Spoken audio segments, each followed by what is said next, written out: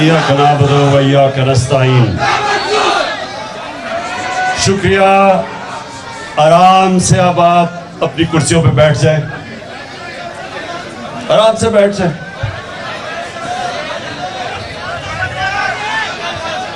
सबसे पहले जयप्रकाश, मैं आपका शुक्रिया अदा करता हूं कि आपकी और आपकी टीम ने आज ये अपनी अक़ीदत बरादरों और उनके रहनुमाओं को यहाँ बुलाया और हम थोड़ी खामोशी बैठ जाए।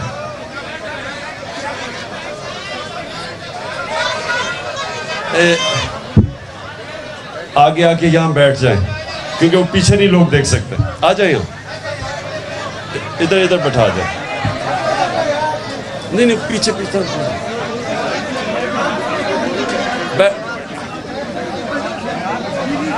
बस यहाँ बैठ जाए जी, बस बैठ जाए ना, वो कैमरे लगे हुए हैं। बैठ जाए, बैठ जाओ। थोड़ा पीछे हो जाए, थोड़ा दरवाजा पीछे हो जाए। बस। अब जरा आपने खामोशी से मेरी 10 मिनट बात सुननी, और अगर आप ज्यादा खामोश हुए तो शायद 15 मिनट पे पहुंच जाऊं मैं। देखिए खामोशी, अभी नारे कोई नहीं, प्लीज कोई नारे नहीं। सबसे पहली चीज कि मेरा जो अल्लाह है वो रब्बुल आलमीन है, सब इंसानों का खुदा है। ये आपने सबने समझना है कि मुसलमानों का जो रब है वो सारे इंसानों के लिए है। और दूसरी चीज उससे भी ज्यादा जरूरी आपको समझना है कि हमारे जो अल्लाह के पैगंबर नबी सल्लल्लाहु अलैहि वसल्लम वो रहमतुल आलमीन है, वो सारे इंसानों के लिए रहमत बन के आए थे। ये जरूरी आपको समझना है क्योंकि कोई भी हमारा दीन समझ ही नहीं सकता अगर उसको इस चीज की समझ ना हो कि हमारा रब सब इंसानों के लिए है और जो हमारे प्यारे नबी सल्लल्लाहु अलैहि वसल्लम वो सारे इंसानों के लिए रहमत बन के आए थे। इधर से शुरू करते हैं क्योंकि ये बड़ी, दुनिया में मैंने सारी दुनिया देखी है और मुझे बड़े अफसोस से ये देखना है कि हर जगह कहीं ज्यादा कहीं कम, लेकिन इंसानों के खिलाफ सिर्फ इसलिए नफरत कि या उनका रंग फर्क है और या उनका दीन फर्क है। इसकी वजह से नफरत इंसानों के सारी दुनिया में है, कहीं ज्यादा कहीं कम, और कई दौर में ज्यादा और किसी दौरों के अंदर कम, लेकिन है सारी दुनिया में। अभी अमेरिका के अंदर मैं पढ़ रहा था, न्यू मैक्सिको में 4 मुसलमानों को मार दिया सिर्फ इसलिए कि वो मुसलमान थे, उनको कत्ल कर दिया। इस्लामोफोबिया जिसको हम कहते हैं। तो ये सारी दुनिया का मसला है।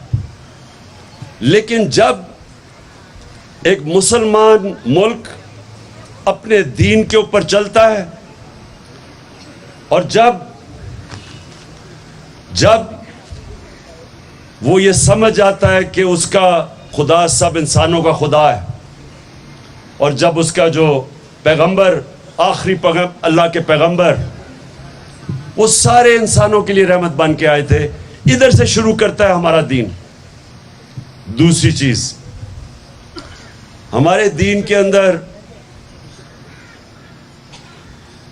इंसान बराबर है, और जो मदीना की रियासत उसके ऊपर हम क्यों देखते हैं? क्योंकि वो हमारे नबी सल्लल्लाहु अलैहि वसल्लम ने मुसलमानों की पहले रियासत बनाई थी।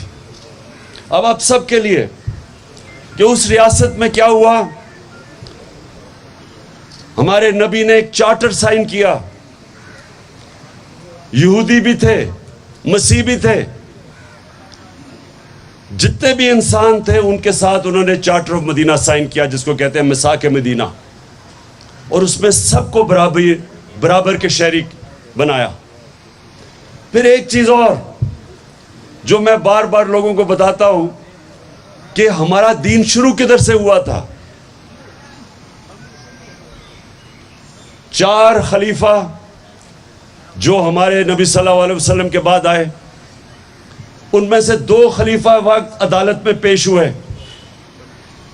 जो हमारी मुसलमान, जो एक बहुत बड़ी हस्ती मुसलमानों की, हजरत अली रजी अल्लाह ताला, वो अदालत में जाते हैं और उनका केस होता है एक अक़लियत से, यहूदी से, और वो आप ये समझें कि खलीफा वक्त, हेड ऑफ स्टेट, एक अक़लियत के साथ अदालत में जाते हैं। पहले तो ये सोचें कि कितनी आज दुनिया में मुल्क हैं जिधर हेड ऑफ स्टेट एक आम अक़लियत के साथ अदालत में प्रेजेंट होगा। कितने दुनिया में मुल्क हैं, बड़े बड़े मुल्क हैं, वेस्टर्न डेमोक्रेसीज हैं। आप कभी तसव्वुर कर सकते हैं कि एक अक़लियत के साथ वो अदालत में प्रेजेंट हो। और लेकिन उससे भी आगे बात कि वो जो केस है, वो काजी वो फैसला खलीफा वक्त के खिलाफ दे देता है, और वो ये कहता है कि मैं आपकी बेटी की, क्योंकि आपके बेटा गवाह है, उनकी मैं गवाही कबूल नहीं करता। सो कितनी दुनिया के अंदर ये होगा आजकल कि मैं आज बात कर रहा हूँ 21वीं सदी में, कि आप कितने मुल्कों में ये हो सकता है कि हेड ऑफ स्टेट एक माइनॉरिटी से अदालत उसके खिलाफ फैसला कर दे। तो ये इधर से हम शुरू हुए थे, हमारे इंसाफ का निज़ाम इधर था, और अक़लियत, इंसान बराबर थे मुसलमान माशरों में। और हम एक और चीज़ पे आते हैं। अभी राय प्रकाश ने बात की कि जो फोर्स्ड कन्वर्जन्स है, कि ज़बरदस्ती लोगों को सिंध में ख़ास तौर पे कि लड़कियों को ज़बरदस्ती मुसलमान कर लेते हैं। देखिए, कुरान की वाज़े आयत है, दीन में कोई ज़बरदस्ती नहीं, ये अल्लाह का फरमान है। जब भी कोई मुसलमान ये करता है वो अपने दीन के ख़िलाफ़ जाता है, वो अल्लाह के फरमान के ख़िलाफ़ जाता है कि ज़बरदस्ती किसी को दीन की तरफ ले आए। जो ईमान है, ये सारे समझे कि अल्लाह कुरान के अंदर अपने हबीब को, जो इंसान जिसे अल्लाह सबसे ज़्यादा प्यार करते थे, नबी सल्लल्लाहु अलैहि वसल्लम को कहता है कि ऐ नबी, तुम्हारा काम है सिर्फ पैगाम देना।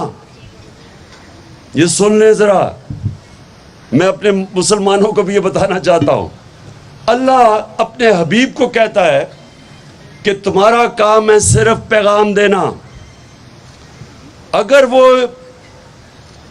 दीन की तरफ आते या नहीं आते, ये तुम्हारी जिम्मेदारी नहीं है, ये अल्लाह के ऊपर है कि वो किसी को हिदायत देता या नहीं देता। सो ये आप सब समझ जाए कि ये जो ज़बरदस्ती किसी का ख्याल है कि मुसलमान किसी को करना, ये तो अल्लाह का तोहफा है कि अगर वो किसी को ईमान देना चाहता या नहीं। तो ये बिल्कुल मैं पूरी तरह हम अपने दीन के ऊपर चलते हुए इसकी मुखालफत करेंगे जो ज़बरदस्ती लड़कियों को मुसलमान किया जाता है।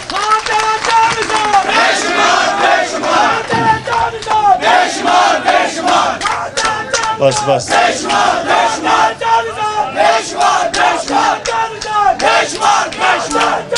बस बस। अच्छा, अब आ गया एक और इशू, और वो सिर्फ हमारी अक़लियतों के लिए नहीं है, वो हर पाकिस्तान के कमज़ोर तबके के लिए है।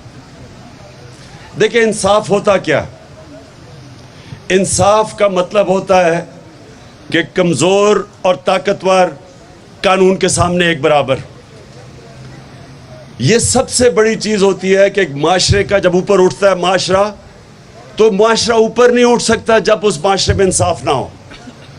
जो भी दुनिया की तारीख में मुल्क ऊपर गए हैं, उनका इंसाफ का निज़ाम बेहतर हुआ है। बल्कि हमारे एक बहुत बड़ा मुसलमानों का आलिम इब्न खालदून, वो कहता है कि मेरा सारा जो तज्जिया है कुरान का, उसके बाद मैं एक नतीजे पे आया हूँ कि अल्लाह ने इंसान को दुनिया में भेजा ही एक वजह से है, इंसाफ कायम करने के लिए। जानवरों के माशरे में इंसाफ नहीं होता, वह माइट इज राइट है, जो ताकतवर है वो कानून से ऊपर है, जो कमज़ोर है उसको कोई पूछता नहीं है, उसको इंसाफ नहीं मिलता। इंसानी माशरा होता ही तब है जब उसमें इंसानियत हो और उनसे उसमें इंसाफ हो। मैंने जब आज से 26 साल पहले अपनी पार्टी शुरू की थी तो उसका नाम रखा था इंसाफ की तहरीक। मैं ये समझता हूँ कि इस जद्दोजहद में हम सबको शामिल होना चाहिए। मैं अपनी सारी कौम को शामिल इसलिए कर रहा हूँ कि ये हमारा मुल्क आगे नहीं बढ़ेगा जब तक यहाँ इंसाफ ना हो। इंसाफ का मतलब होता है rights, human rights. Human right क्या होता है कि हर इंसान के हकूक होते हैं, चाहे वो कमज़ोर है, चाहे ताकतवर, चाहे अमीर या गरीब। जब तक माशरे में इंसाफ की वजह से लोगों को राइट्स नहीं मिलते, एक माशरे का जो पोटेंशियल होता है, माशरे की परवाज़ ऊपर नहीं जा सकती। मदीना की रियासत में मैं मिसाल इसलिए देता हूँ कि वहाँ ऐसा ज़बरदस्त इंसाफ का निज़ाम था कि वो लोग जिनकी हैसियत ही कोई नहीं थी, उन्होंने चंद सालों के अंदर दुनिया की 2 सुपर पावर्स उनके सामने घुटने टेक गई, क्योंकि उन्होंने ऐसा ज़बरदस्त इंसाफ का निज़ाम बनाया था कि जो मुसलमान भी नहीं थे वो उस रियासत का हिस्सा बनना चाहते थे, क्योंकि उनको उनकी रियासत का इंसाफ का निज़ाम तहफ़्फ़ुज़ देता था। और जब आपको इंसाफ मिलता है और आपके हकूक़ की हिफाजत करता है एक निज़ाम, तो वो माशरा ऊपर चला जाता है। तो हमारी जो जंग है आज, वो है इंसाफ लेने के लिए। और जो हमारे मुल्क में जद्दोजहद है वो एक छोटे से टोले की है के ख़िलाफ़ है, जिसको हम कहते हैं एलीट कैप्चर। एक छोटा सा टोला जो मुल्क के ऊपर हावी हुआ है, वो चोरी करता है तो वो कहता है कि मैं कानून के नीचे, मुझे एनआरओ दो।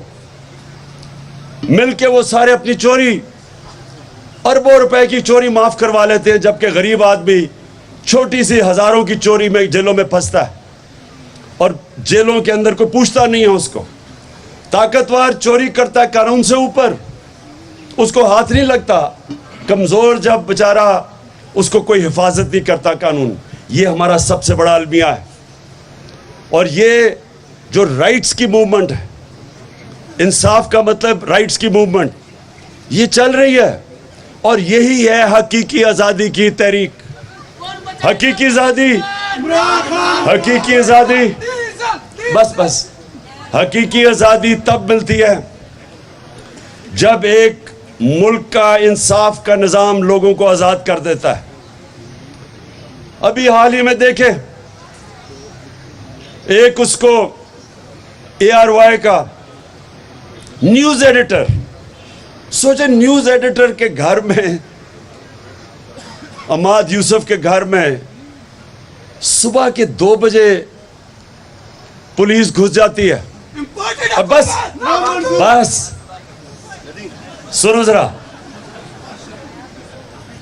रात के 2 बजे एक न्यूज़ एडिटर के घर पे पुलिस घुस जाती है और उसको उठा के ले जाती है। और उसकी बेटी, वो कहते हैं बेटी शौक में थी कि कौन किस घर के अंदर इस तरह का कोई आके किसी को उठा के ले जाए। किसी मुहज़्ज़ब माशरे में नहीं ऐसे होता। अभी वो शहबाज गिल के ड्राइवर की बीवी को उठा लिया, उसकी छोटी सी बेटी, कोई फिक्र नहीं की कि वो बेचारी उसके ऊपर क्या गुजरेगी। एक मिनट सुने, बात यह है कि जब एक मुल्क के अंदर इंसाफ का निज़ाम नहीं चल रहा होता, वो लोगों की हिफाजत नहीं करता, ताकतवर जो मर्जी कर लेता है, जिसकी लाठी उसकी भैंस, जंगल का कानून। ये है हम सब की स्ट्रगल। मैं इंशाअल्लाह परसों 13 तारीख को लाहौर के अंदर हॉकी स्टेडियम में पाकिस्तान की हकीकी आज़ादी का हम जलसा भी करेंगे, जश्न भी बनाएंगे और अपनी कौम को बताएंगे कि हकीकी आज़ादी लेते कैसे, हकीकी आज़ादी होती क्या।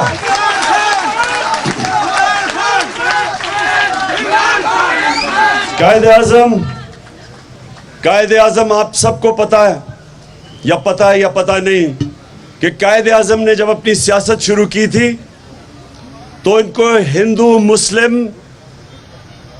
मुस्लिम एम्बेसडर समझा जाता था, यूनिटी एम्बेसडर को वो हिंदू और मुस्लिम को इकट्ठा करेंगे। ये याद रखें कि कायदे आज़म की जो शुरू की सियासत थी, उनकी कोशिश थी कि हिंदू मुस्लिम मिलके अंग्रेज़ों से आज़ादी लें, अंग्रेज़ों से आज़ाद हों। और फिर क्या हुआ, उनको आहिस्ता आहिस्ता ये खौफ आना शुरू हो गया कि वहाँ ऐसे लोग थे,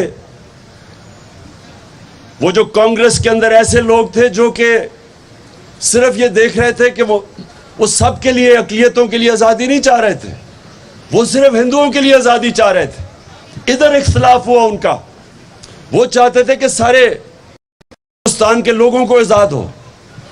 तो उनको खौफ आना शुरू हो गया कि अंग्रेज़ की आज़ाद गुलामी के बाद हम हिंदू की गुलामी में चले जाएंगे। इसलिए उन्होंने आज़ादी की स्ट्रगल की थी और पाकिस्तान बनाना है, इसलिए पाकिस्तान मूवमेंट में शिरकत किए थे। हम भी अपने मुल्क के अंदर, ये हमारा जो मुल्क बना है, हम ये सब के लिए है, इसमें हम सारी अक़लियतों को बराबर के शहरी समझते हैं और इसलिए पाकिस्तान बना था।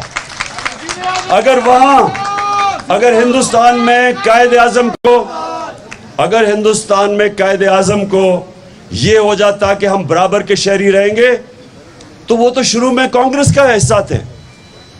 इसलिए आज पाकिस्तान में जब इंशाअल्लाह जब हम परसों अपनी हकीकी आज़ादी का जश्न बनाएंगे, तो हम अपनी सारी अक़लियतों को भी पैगाम देंगे कि आप पाकिस्तान में बराबर के शहरी हैं, आपके हकूक़ हम हिफाजत करेंगे, हम उनको तहफ़्फ़ुज़ देंगे।